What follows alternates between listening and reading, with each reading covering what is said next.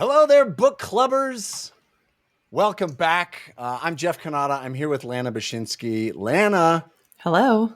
it always feels like our reward waiting for us at the end of a novel is that we get another chance to chat with the author himself, Steven Erikson, and such is the case today. Welcome him back. Welcome back, Steve. Nice to see you. Thank you. I mean, I consider a reward because I've watched you go through all this, go through the chapters, and it's always such a pleasure to watch. And then I can finally talk to you at the end of it all, and it's great. Well, thank you for that. It's our pleasure. What is the process like for you? Is it do we cringe at all the things we get wrong? Are you No, are you reminded of things that maybe you haven't thought of in a while with the books? We put you through the same tragedy that you put us through, in the sense that it's tragic when we don't get things. You have your own moments of weeping on your end. Well, more if I have a sense that a particular joke was just sort of missed. Over our heads? Yeah, well, Yeah. either it's over your head or you forgot to mention it. Yeah. Oh. Scamper. I know you were very upset at Scamper, the three-legged dog. I'll reassure you that I did chuckle at that when I read it. I just didn't bring it up in the show. Just because my brain is absolutely rotten. We've talked about it. I don't know what we're going to do next novel. I feel like next novel, we're going to be either super on point or even less on point because we are missing our beloved guides walking us through. I know, but I'll be taking my own notes and I'll make sure to jot down the jokes so I don't forget. How are you going to be missing your beloved guides? Well, I don't know if you know this, but the guide that we've been using stops at Toll the Hounds. What? The last two novels aren't summarized. But Lena, I haven't told you this yet, but I did find another sort. I think Tor did a summary read along website thing. So I'm gonna use that. Okay. So I don't think we're completely stranded, at least. I was gonna buy a new notebook just to now it's gonna be more studious than I've ever been reading these things, and to actually start reading a couple days in advance. Anyway, we're here, Toll the Hounds. Mm-hmm. Steve, I'm so excited to talk to you about this. What feels like it's not the final of the series, so I can only imagine it continues going up. But what felt like the convergence of all convergences so far, how do you cast a convergence this exciting? Harlo, Traveler, Calor, Hood, Animator, Cutter, Brood. How do you determine what matters? Who gets to be a part of this size of Big Bang? Wow. I think I use as my template Gardens of the Moon. Because this is the return to Darujhistan, and so there are stories to be picked up there. And then, so there are all the various players that we met, especially in Darujhistan in Gardens of the Moon, we would be revising and revisiting.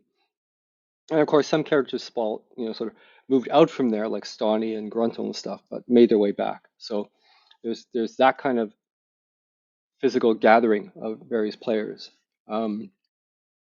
And then I knew what was going to be, by this point, Animator Rake was ensconced in Black Coral, so same continent. So everything had been sort of set up that I could physically move these characters to the setting. And I often talk about writing elliptically, and usually I describe it in the sense of a scene or a chapter, where whatever I start up with. In terms of imagery and that kind of thing, I'll create something that sort of resonates, and I call it ringing the bell. And then when I get to the end of that section, I'll ring the bell again, although its tone will have shifted slightly because of what happened in between. So, and I do that for a whole novel as well. But in this case, I was doing it for 8 novels. So the bells that were struck in Gardens of the Moon are going to be struck again in Toll the Hounds.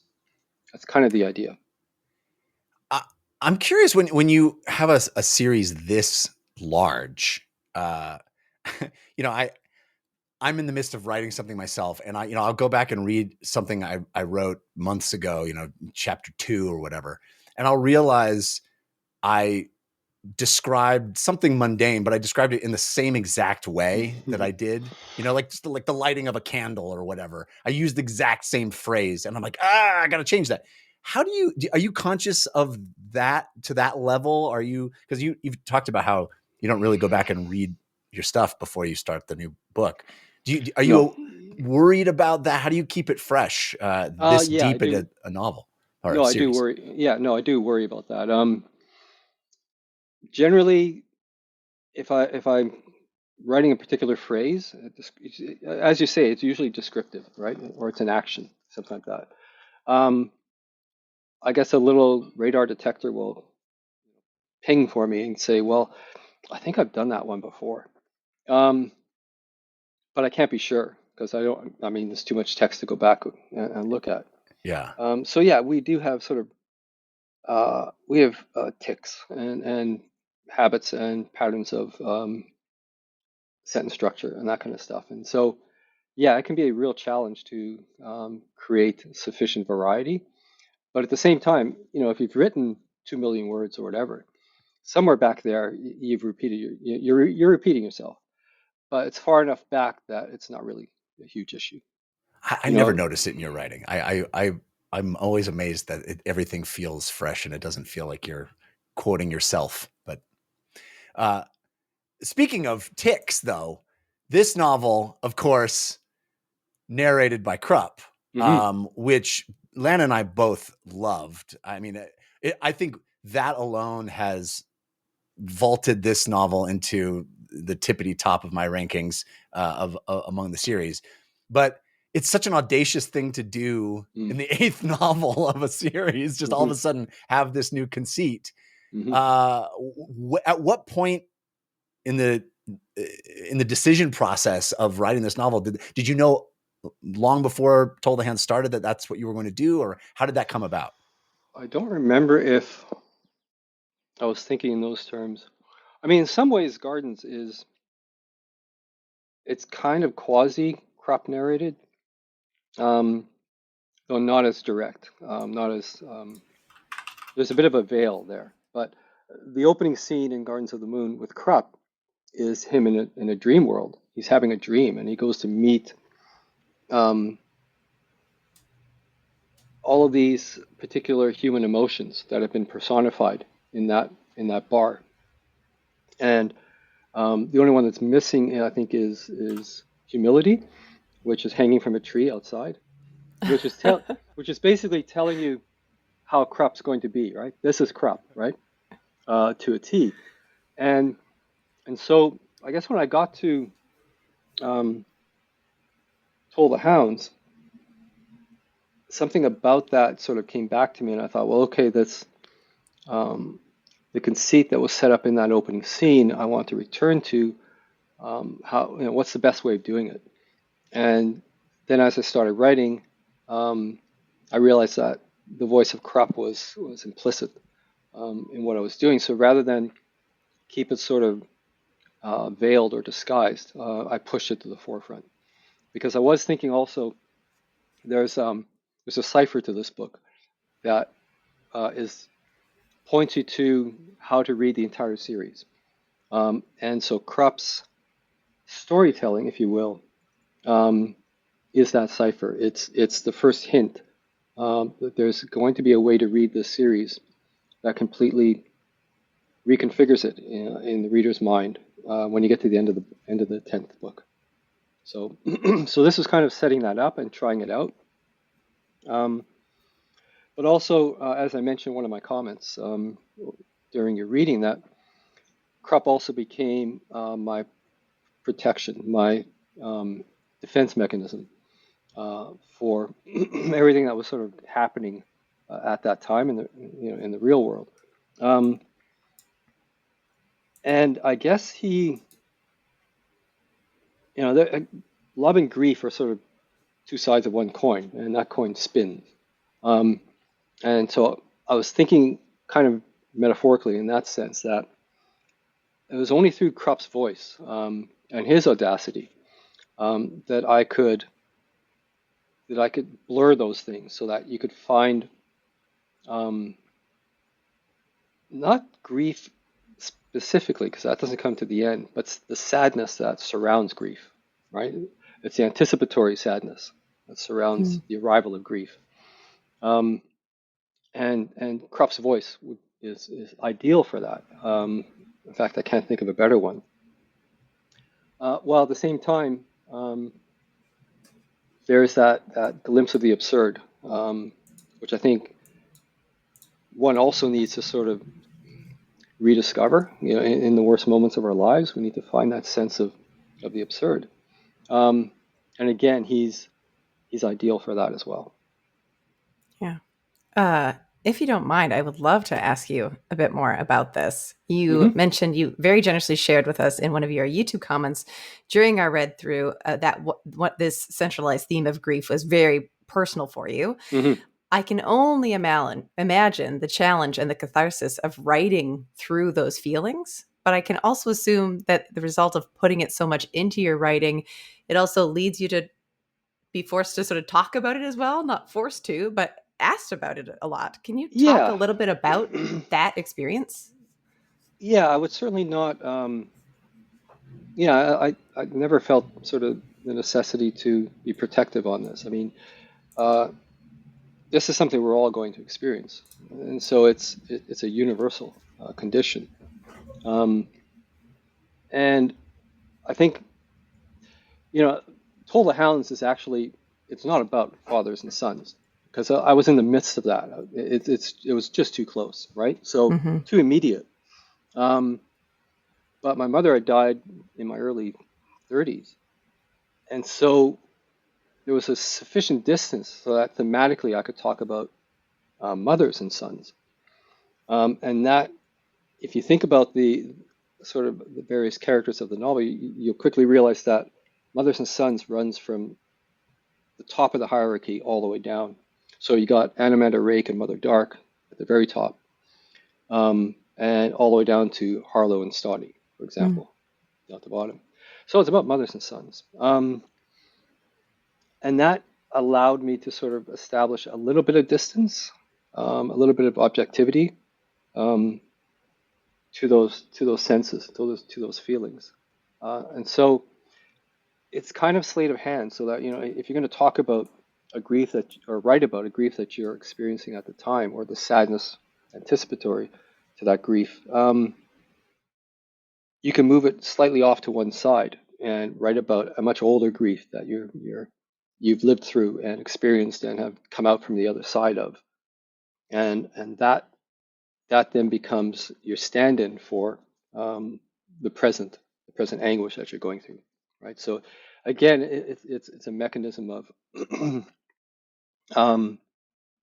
making sure that there was nothing maudlin or melodramatic was going to sort of flow its way in, because I'd had that emotional distance, that notion of a parent dying. Um, and of course, it is a little bit different when the second parent dies, because then you're then looking at your orphanhood, which is a very different experience. But again, that wasn't played out at all in Toll the Hounds, because my father was still in the process of dying. And the scene that the chapter that opens following his death. I mentioned it. So yeah, so that sense is that orphanhood, if that's a word, is something that I did not deal with until much later. So not in this novel, because I didn't realize how impactful that was going to be. It never even Yeah. occurred to me. Did writing Toll the Hounds, or even talking about it afterwards, change your relationship with grief? um, Maybe there's a poem you're going to come to in Dust of Dreams, called "Song of Dreaming," and it's 1 year after I wrote that. 1 year after my father's death, and you'll certainly see that a transition has occurred, and um, I've become. I guess by that point, I'm comfortable with all of it. Mm-hmm.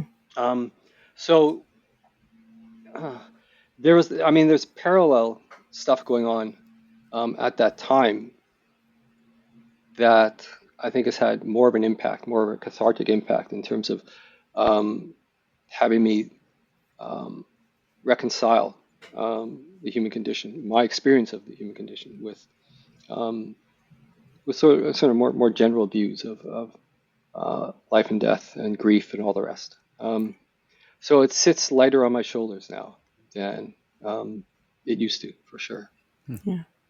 It occurs to me that a lot of the Kruppe stuff, one of the things I enjoyed most about that framing was that, you know, several times during the novel, you'll have Kruppe step in and be like, don't worry, we're going to move away from this now. Trust me. You know, like that kind of taking the reader in your hands and, you know, through the guise of Kruppe, but really that reassurance of like, don't worry, I got you. There's, you know, we'll move away from this now. We don't have to linger here. All of that I felt was so almost protective. And I mean, it seems to me that it was working in that sense for you as well. Is that accurate? Yeah, absolutely. And I mean, you can't sell integrity, if you will, right? It has to be, you know, whatever the function is of what you're doing, has to genuinely work for you as the creator, as the writer, before you can even, you know, hope that it would work for a reader, right? You have to pass. It has to pass your own personal litmus test. And so, yeah, you're right in the sense that, yeah, Kruppe would his timing, his sense of timing, if you will, was such that he knew when to pull away from a scene, or knew when to wrap it in some fashion, like wrap, WRAP, or even sort of turn the sensibility of the reader with a few final lines or whatever. But all of this is part of that cipher element that, if you think of the series itself, from the very beginning, in a sense, as a writer of that series, you are trying to take the reader by the hand. And in this case, you know, it's very much in media res with the opening of Gardens of the Moon, but always trying to promise that, you know, whatever you need, I'm going to, as the author, I'm going to deliver it to you when the time is right. And so basically, it's an exercise in building trust between the narrator and the audience. And so in this case with Kruppe, I can be much more meta. I can be much more explicit in saying, you know, yeah, you know, take my hand on this one. And because he's my stand-in a sense, what I'm going through in my own life which is genuine. I mean, there's no denying any of the reality of it. You know, so when I say basically through Kruppe, take my hand on this, I'm going to take you through this story. You know, fingers crossed, the reader follows and the reader trusts. But you know, Kruppe is. I think I mentioned early on one of our discussions that as you proceed through the series, I come closer to the surface of that series, and I think you're really seeing it by Toll the Hounds. I've come right to the surface. The only thing between me and the story is Kruppe. That's it. And I love that, you know, Kruppe is this space of protection, and also everything you're saying about trust. I mean, I think I've been saying it since our first episode, Jeff, about how I have felt that you trusted me and, you know, whoever's reading as a reader, that you're giving this information. I just love it. Feels very resonant just to my experience personally as I've indulged in these books, of feeling trusted and then feeling taken care of by Kruppe through these moments where, I mean, even it just as we'd be reading, it'd be like a sad scene, a funny scene, like literally like crying, talking to Jeff, and then one scene later being like, and then can you believe that guy ate piss or whatever we're talking about? It was just like, so it's beautiful. Kruppe's like teeing up. One thing that I have been very enamored by and continue to be enamored by it the further away I get from having finished the book is the story of Harlo. And Harlo was one of the stories in this novel that felt most primed by Kruppe to be deeply sad. and not that it wasn't. Kruppe Hmm. starts it as as a tragic tale happening to a nice little kid. It's like, uh-oh, we Hmm. know how bad it can be to little kids in this world. But ultimately, by the end of Toll the Hounds, at least, despite obviously tragic, bad circumstances, Harlo kind of is one of the only people who ends up in what feels like an unambiguously more positive space. And even on that journey, his tragic circumstances were punctuated with moments of such overt sweetness of his friendship with Bainisk, the satisfaction he describes at just being good at a job, or the feeling of freedom of being too small to sort of get to in these spaces. Yeah. Whereas I definitely expected from the tee up to be like, oh man, there's another Fellison in the making, baby. Okay, right. So now think about it in the context of me saying that Toll the Hounds is a cipher for the entire series. Mm. And so, I've been writing very, very tragedy heavy scenarios. And and a lot of people, if they stop, say at this point, would then turn around and call my writing grimdark Mm. because it seems to be pulling us towards this sort of nihilistic end game. Um, so yeah, keep in mind that elements within Toll the Hounds as being reflective of the entire series, you can pull those elements and be specific in terms of the emotional impact that they deliver. And so a big hint of what's coming, if you like, and this is probably really spoilery for you, is Harlow's story. Yeah. Yeah, well, Kruppe already told us as soon as we got to the end, and I was like, Harlow's in a good spot. I'm like, well, we ain't seen the last of this boy, and I don't think we're gonna be happy about it in our Uh, hearts. no, no, no, no. I can I'll safely tell you that Harlow's tale is we don't see any more of Harlow. Oh, We got a You're happy ending. you'll be shifting. Oh, there's a whole other storyline, isn't there? yeah. There's a whole other. Yeah.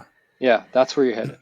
Ooh. So That so this honestly, is that's kind of a it's almost a miniature wrap of the series, but the next two are and they're tied together, basically one giant novel, Yeah. which is um, returning to I think some characters you like, to hold people like that, Bone that's Hunters. You think what some I was gonna characters are say. like, you think?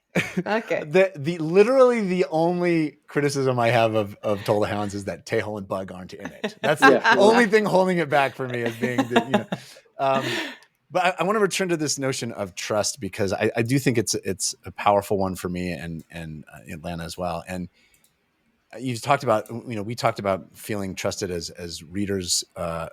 You talked about trust on a number of levels, but I'm wondering, I feel like there's an element of trusting yourself that I'm so curious about because there's such fearlessness in this series, tackling really difficult, challenging topics. In this novel, of course, we've talked about Harlo and Stani, but Chalice and Gorliss, Gaz and Thordy. There's a lot of, and certainly Toll the Hounds is not not unique in that. You constantly go into places that are uncomfortable and may not be directly applicable to things that you've experienced in your life. I wonder what that experience is like for you. Is there ever a point at which you aren't sure that you're going to be able to provide an emotional truth that is to your standard when you attack these topics? um, there are, and I learned this really early. I had a very, very good writing instructor in my first years in the writing program here at the University of Victoria. Um, and he was very much a proponent of John Gardner's moral fiction. Um, and I guess a lot of what he was talking to me about was that notion of using your fiction to challenge your assumptions, and to basically um, explore all of those assumptions in such a way as to ultimately dismantle them, I guess would be the best word. Um, So what I remember experiencing when I was writing stories for his workshop was um, I would start with it, a story with it. In my mind, I'd have this opening premise, this idea, but then I'd throw the characters at it, and then the characters would then sort of shape the plot um, to a certain extent. And none of my original assumptions survived the writing of the story. And that was very humbling. Um, but I realized it was also the chosen path that I would take on this stuff. So in terms of tackling, really sort of um, egregious examples of human behavior, um, stylistically, what you do is, or what I do anyways, is I go kind of repertorial. I pull back. So in other words, the writing becomes what here in North America called Windexed. It's see-through, so you don't notice the language. It's more Hemingway-esque than it is Faulkner. Would be another example. Um, so there's a kind of you almost become clinical in your descriptions, and that removes the risk of well, first you don't want to indulge in it, and especially violent stuff and all that kind of stuff. Um, so you don't want to sort of have any hint of reveling in the descriptions. And we'll see that in fantasy fiction. We'll see that in science fiction stuff. We'll see it in film and television. Um, so this kind of keeps that possibility away because you're just being objective. You've become a camera and you're just describing what's happening. Um, and then if you want to sort of revise it or return to it, you go through characters to do it, so that the narrative voice does not impinge, does not intrude upon the consequences of a particular action or scene. Um, it lies solely with the characters and how they deal with it, and so that then becomes a means of, I guess, almost establishing balance, because people respond to trauma in a multitude of ways, and to just have a single response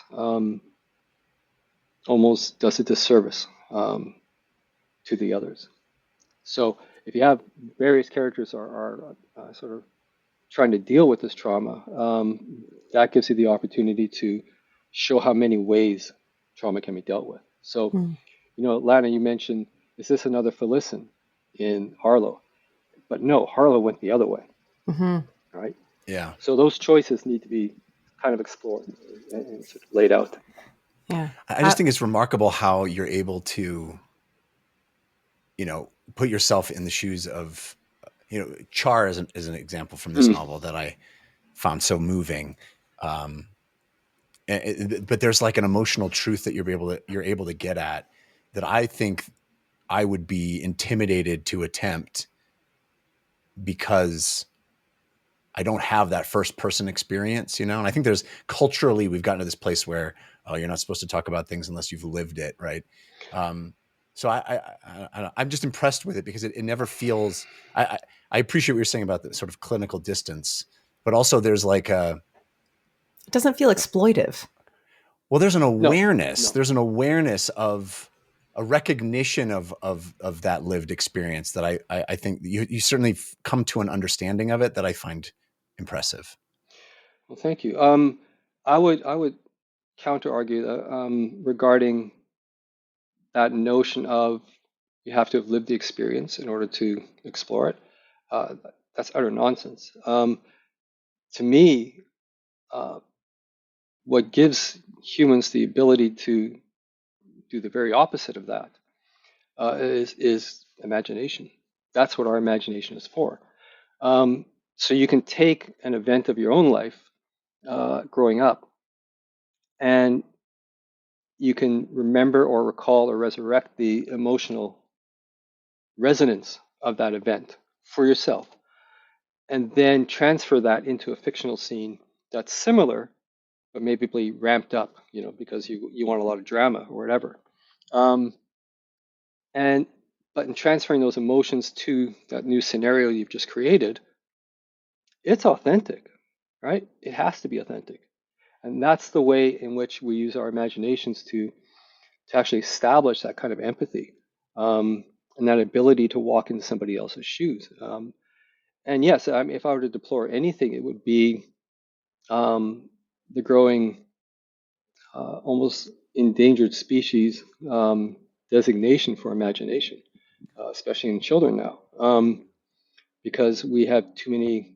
Well, we have the distractions that fill up so much of. Well, become sort of the surrogate babysitters for a lot of children, which is the screen and whatever it is they're engaged in. And so boredom is kind of rare. It's getting rarer. Mm-hmm. Whereas for me, boredom was my Garden of Eden for the imagination. It was my this fecund place where I could create all kinds of things. So I'm a great, I hold great value in boredom, and I do see that it's uh, being viewed in such a pejorative fashion. I think it's a bit of a mistake. Yeah.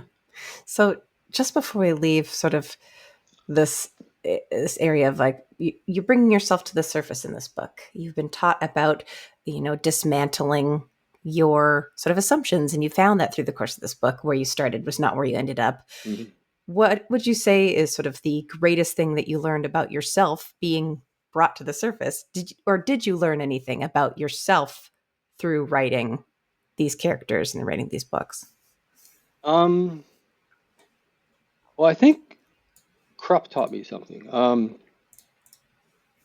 Generally, there's a rule. It's not a rule, but it's kind of what's taught, um, where you want to sort of hide the narrative stance, like you as narrator, you as author, you Mm, want to hide that.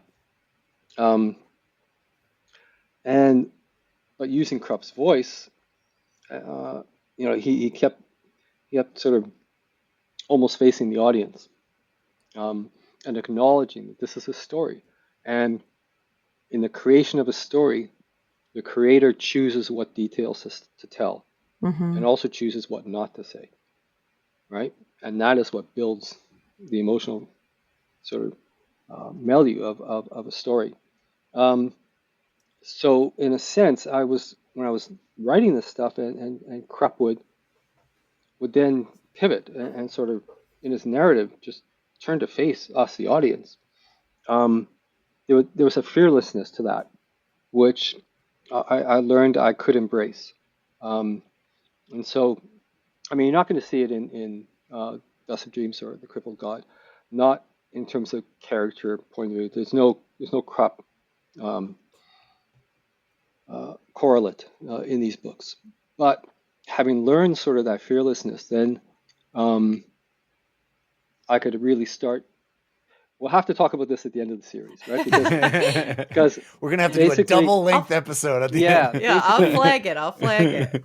yeah, because I'm doing my own pivot as the narrator of the entire series. So that's what sort of was reinforced by me watching Krupp do it. And in a lot of ways, that writing is just like that. You're sitting there and you're writing, and you don't know if it's you writing or not. You become almost an observer to the process, and that's kind of weird. But it's at the same time, it's liberating at the same time. So, um, and Krupp certainly is such a dominant voice that once it seduces the writer as much as it can seduce anyone else, um, and and so you're just pulled right in. Yeah. Do you have the? This is going to be a silly question, perhaps, but do you have the cycle that I've read lots of writers have, and I certainly have, that not just in writing, but in all creative endeavors, that cycle of, oh my God, this is great. Oh my God, this is shit. Oh my God, this is okay. Oh my, do you get into Um, that spin cycle? um, I'm not sure. It's more a case of trying to make sure I didn't get too obsessive Hmm. about what I've written, um, and sort of learning to cut my ties to it. Because once I've cut my emotional ties to it, then if I go back to it, I'm going back to it with a very objective eye. And if things need fixing, I can fix them. And so nothing's too precious to cut. Um, so, and I guess I learned that pretty early on. And to me, it was part of the discipline. Um, because I think that cycle, um, well, you wouldn't argue, it's a destructive cycle, right? Yeah, correct. Yeah. Yeah. But it's also an indulgent cycle, right? It's Mm. self-indulgent. And it's underscoring an attachment to what's been created that actually doesn't take into account an audience at all, right? It's an audience of one. Um, and once you've got that audience of one that happens to be you, well, we all have that jury in our heads of they could be parental figures, they could be whatever school figures, but there's that jury that's judging our actions and judging our efforts and judging everything, and it's hypercritical, right? Yeah. So then you just end up in that cycle that everything you produce now has to stand up to that jury's final decision, if you will, passing sentence, if you will. And of course, when they pass sentence on the creative process, what they're really doing is passing sentence on you, right? So it's this nasty little cycle that sits in our heads and is out there to screw us over, basically. So hold on. So yeah, just a second. So the process of writing for me is me saying "fuck you" to that. Okay. So in other words, you're using this as the means to which you can undermine all the self-doubts that you may possess, and you do that by the act of creation, because that's one thing that jury can't do. Right? Only you can do that. Beautifully said. And like, I know, this is about writing, but just so deeply resonant for the creative process. And, working with teams of artists, like even in that collaborative process, it's so easy to hole up and look inwards and be this jury of one. Even when working with a big team, like having your piece not be good enough can be like, that can tear everybody down, pull everybody into that cycle of indulgence. And I just, the more you talk, I'm like, I can't wait to clip this and send it to everybody I work with. Is there a, I don't know. I'm certain there's no easy answer to this, but is there a methodology to get into that place of being able to cut your emotional ties to a piece of, because we spent the whole first half of this interview talking about the emotional ties that you brought to the writing process. So, is there a trick? One simple trick. Sure. Time is one thing. So, I would say if you've written a work, put it on the shelf in the closet and don't look at it for 6 months. Just get that stretched snap, that snapping of that tie, right? Just distance alone. But the other mechanism, you don't just do that. You don't sit around twiddling your thumbs for 6 months, right? Waiting to go up and take a look at your story. No, the idea is once you've written it, once you've finished that tale and you put it up on the shelf, you don't have time to indulge in thinking about it anymore because you're working on the next one. So it's always the next one. It's the next one that pulls you forward. So you can think, if that little voice in your head says, well, that last one was a piece of shit, fine, but the next one's better. And the next one that I'm working on right now is going to be better. This one's going to nail it. And then you finish that one. And then you put that on the shelf and the voice says, that was a piece of crap. And you say, well, I'm not thinking about that right now. I'm actually working on the next one. So you can create this sort of pattern of forward momentum in your creative efforts, where the fact that you may have 6, 7 stories behind you doesn't matter, right? That's not where you're going to linger. You're not going to hang around there and rewrite, revise, and do all that kind of stuff. You'll get to that when you get to it. But you need that kind of distance before you can really plunge into that kind of stuff. So yeah, you're pulling yourself forward, and you don't have time for that shit, right? It's behind you.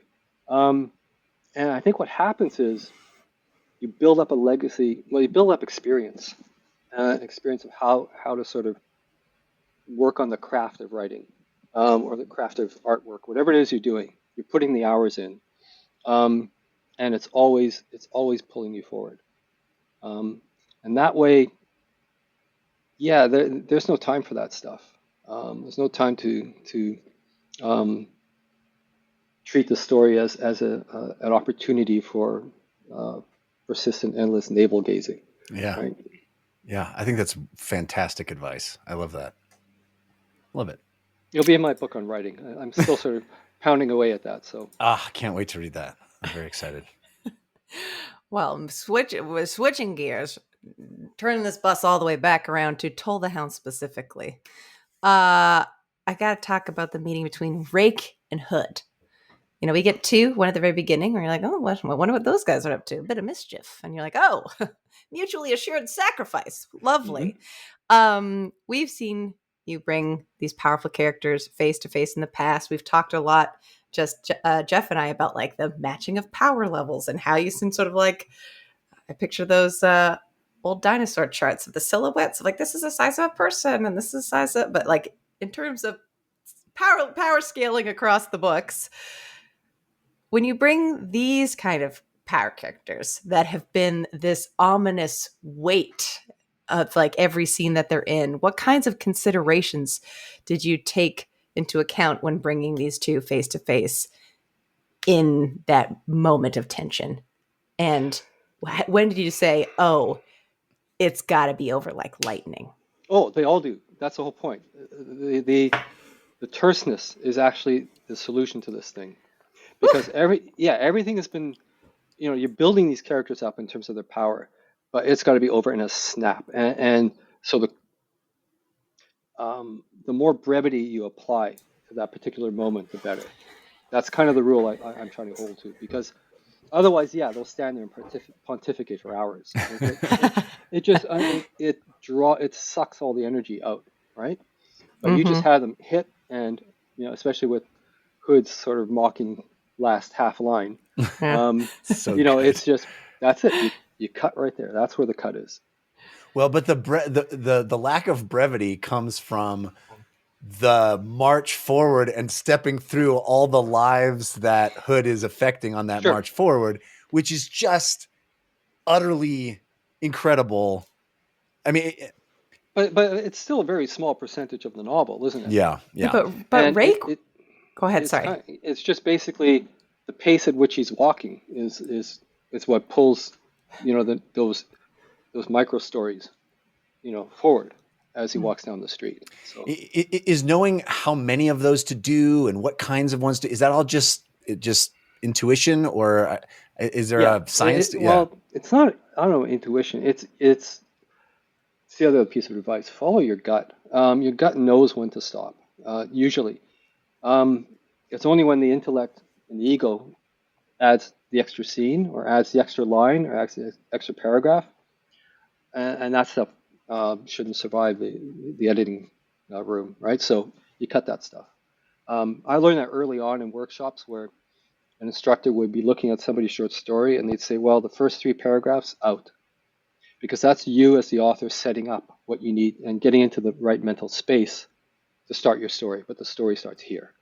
And same for the end quite often. That's your last line, not those dwindling lines that come afterwards. So it's pacing. It's about thinking about pacing. And so, I think he walked the equivalent of a city block. And so you can't fit a lot in there. I mean, they're mini stories. They're really short, but they still take up some space. So can we ask real quick about the I know I'm forgetting the names, but the the spirit that was trapped and forced to make the guy stamp on the cockroaches? Any particular inspiration for that, or just a wild, brilliantly inventive short story? Well, I mean, I've lived in many apartments. I've heard weird things. I've heard weird things upstairs. I've heard weird things next door. There's just weird crap going on, and there's no way to know, right? Because you close the doors, you draw the curtains, and who knows what's going on in there, right? So I've lived in plenty of places like that. I lived in a big multi-unit old house in Iowa City when I was at the writers workshop. We were on the top floor, and come winter, well, actually, our first experience of it was turning on the gas stove, the oven, and pouring out of every single aperture in this oven were cockroaches, Oh just pouring God. out, right? Mm. Oh God. And my wife and I were newly married, and we're in this place, and we had not had that experience, living anywhere else. I mean, I've never seen so many cockroaches. It was ridiculous. It's like out of a horror flick, and Oh my they God. pour out around the dials where you're adjusting the temperature. They're just Oh. swarming out. By the end of that year, we'd see a cockroach on a counter. We just, you know, just It's just and so you're just completely indifferent to them. You're killing them, right? You're stomping on them. So I probably drew some elements of that because it's a persistent war that you cannot win. yeah. So Oh my God. When Ah, I just after college, the first apartment I lived in, I'm a young guy. We live on the second floor of this apartment building, and we're staying up late, listening to music loud, and I hear a bang, bang, bang on the ceiling, on the floor, and I go downstairs, and this old lady who lived below me, I'd never met before, had the broom hitting the ceiling, so I was completely back in that moment yeah, when reading that sequence. yeah. I can't believe you're both upstairs neighbors. I'm more of a downstairs neighbor Uh-huh. kind of gal, very sweet, very quiet, as you can tell, I'm sure. One of the things I heard you mention in talking about Toll the Hounds is that bringing back Itkovian, the Redeemer, in this novel was at least in part inspired by feedback or at least recognition that readers of his earlier quotes were perhaps in your mind maybe getting the wrong idea or Mhm. having the wrong takeaway, and that story needed to be continued. And you'd also mentioned when we talked about House of Chains that the extended sequence at the beginning of Karsa Orlong was at least partially inspired by the fact that people were saying, "Oh, he doesn't do these, doesn't stay with one character long Mhm. enough." Mhm. Can you talk a little bit about that sort of back and forth, or that the dialogue that you are perhaps in with your readers? Do you find that to be a positive experience, something you enjoy, like being able to have a follow-up novel be affected by the feedback that you've gotten from previous novels? Well, I think it's more a case of being discriminating on it. I mean, you can't take every sort of reader comment um, with and treat them with equal value, right? So you have to gauge them. Um, but I was seeing the Itkovian quote on the nature of compassion being used a lot, and it's um, in and of itself. I don't regret anything about that quote, and but at the same time, it needs to be understood. I think that it's a bit more complicated than that, right? Because it's almost too black and white, that particular quote. So I was seeing that, and I was seeing the quote brought up, but I wasn't seeing much in the way of analysis or deconstruction of it was more like they just liked the quote, right? Um, but I think even as I wrote it, I said, in my head, it was like, yeah, he's got a point, but there are you need to sort of not rethink it, but dig deeper.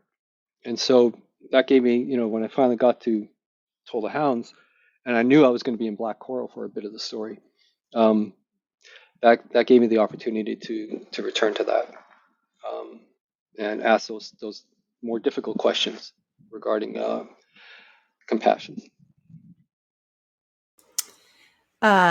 Speaking of that conversation with readers, we have one of the community questions here. As I'm sure Stephen has heard before, Malazan is a series that greatly rewards readers for multiple read-throughs. I'm on my 5th one with the channel, and I feel Toll the Hounds still has so many new discoveries, feelings, and thoughts, even on my 5th time through it. I'm curious if Stephen has had books or series that he's read that have evoked similar feelings of discovering something new each time he reread it. That's from Karsa's Witness. Scarce's Witness. Do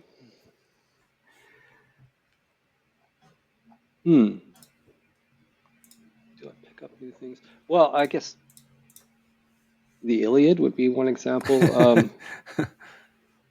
Beowulf, probably. I haven't read that in a few years now. Certainly nonfiction. I mentioned before Julian James's bicameral mind stuff. I reread that. But quite often I reread it in order to once again sort of fall in love with the language. He was a beautiful, his writing was simply beautiful. And the opening chapter is breathtaking. So I'll go back and reread that chapter. What, can you say that? What is that again? The Origin of Consciousness and the Breakdown of the Bicameral Mind is the book. All right. I know it's a mouthful of a title, but we got it recorded, so we can go back and. I thought I'd mentioned it before. You may have. You mentioned in passing "Children of Time" last time we talked. And so great book. I went and read that right because I like Steven Erikson recommended it. I better check this one out. And what'd you think? What'd you think? I thought it was great. I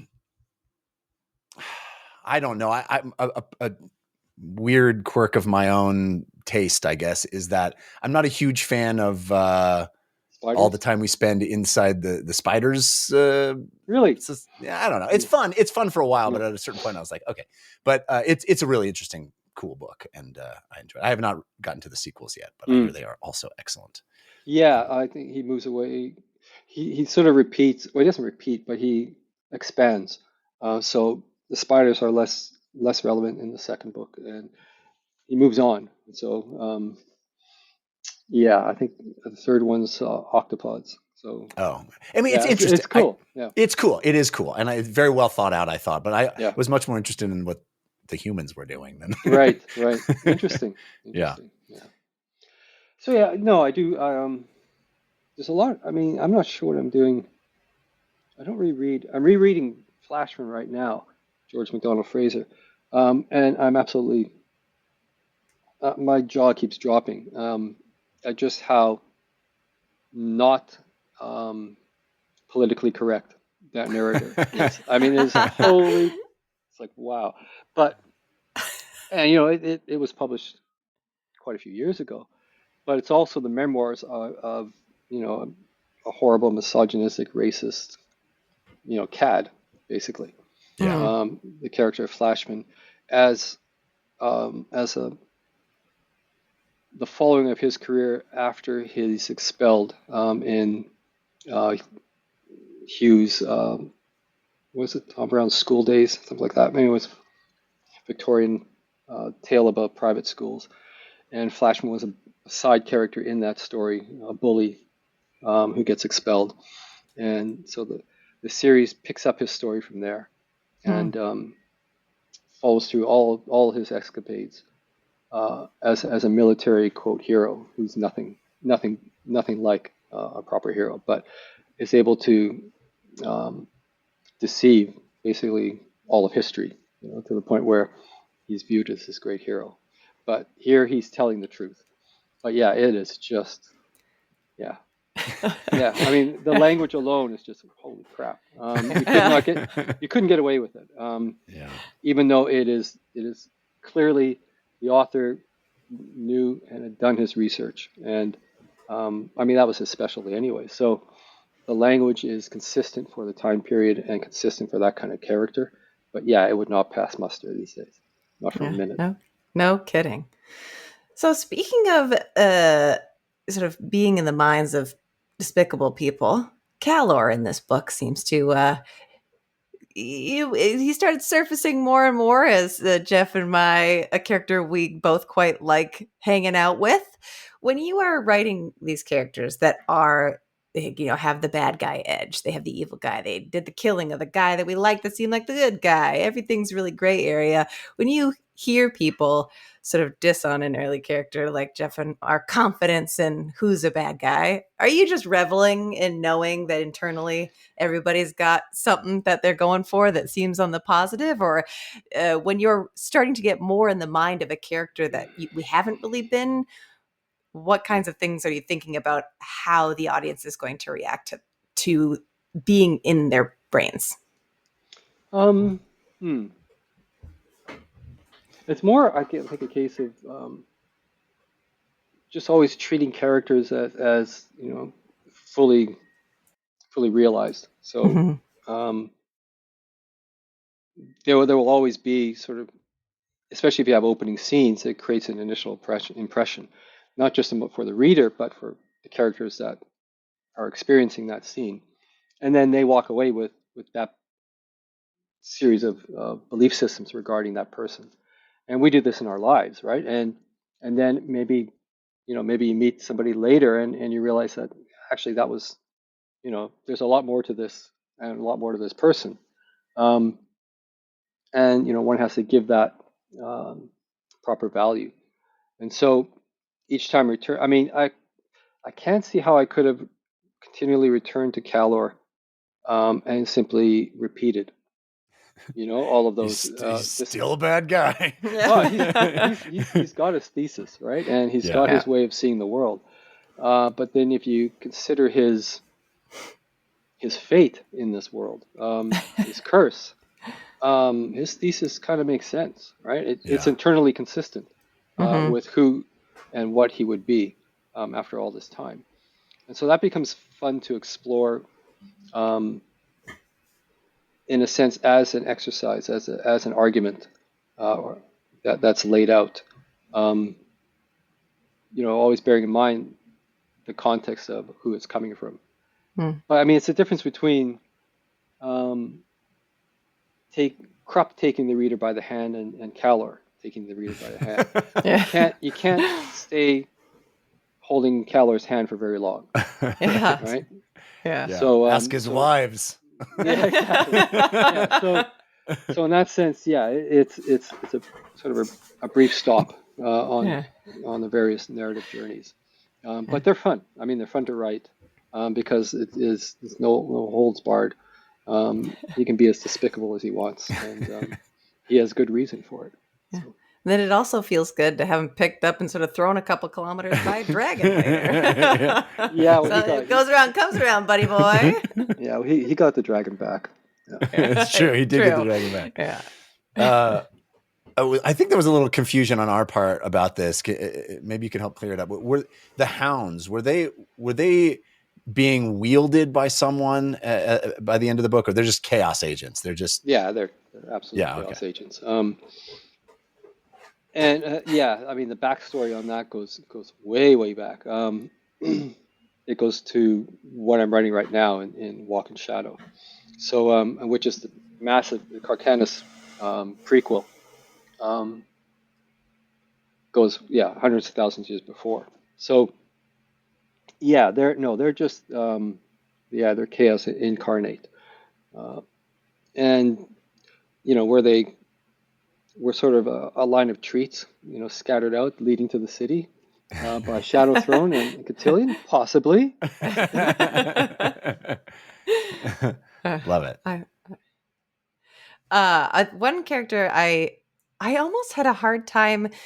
There's so many pods of characters, as with all the books, but this was so infused with so many different pieces. I felt like I had a million questions, but I do eventually have to go back to work.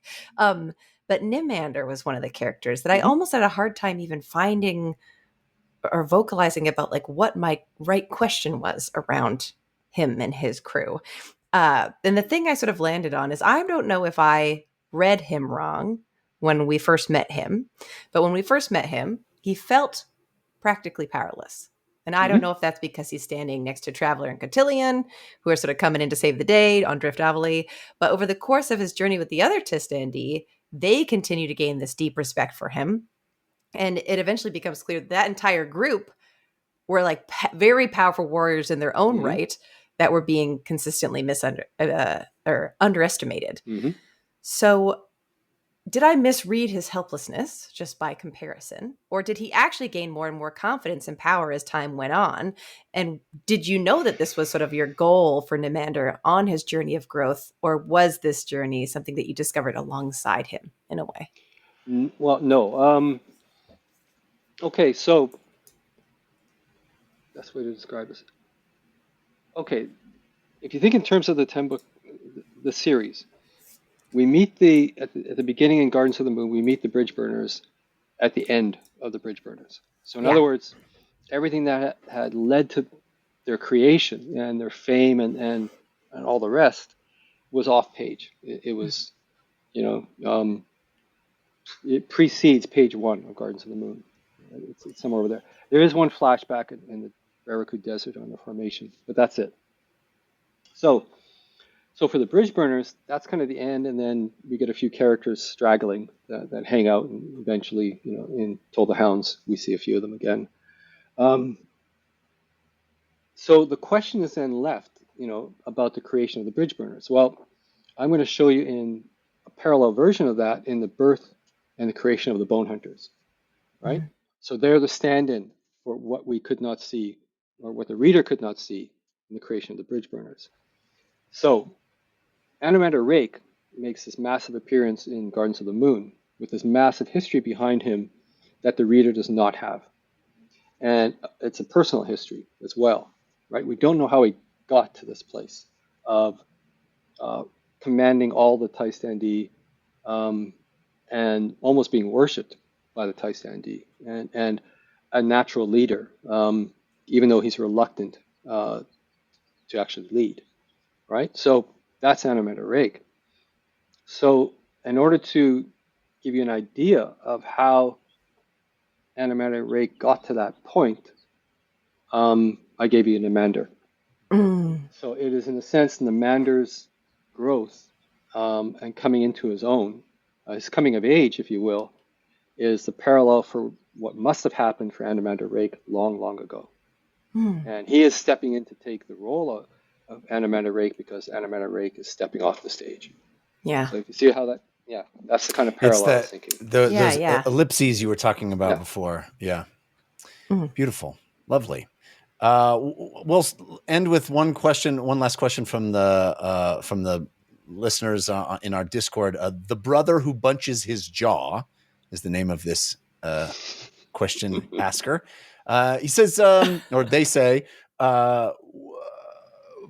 asking about balancing work and family. They say, balancing work and family dynamics is a challenge we all face. Were there periods where your work took away from your family? How do you navigate that challenge of art and life and work and life? Yeah. I guess. I mean, it's more difficult if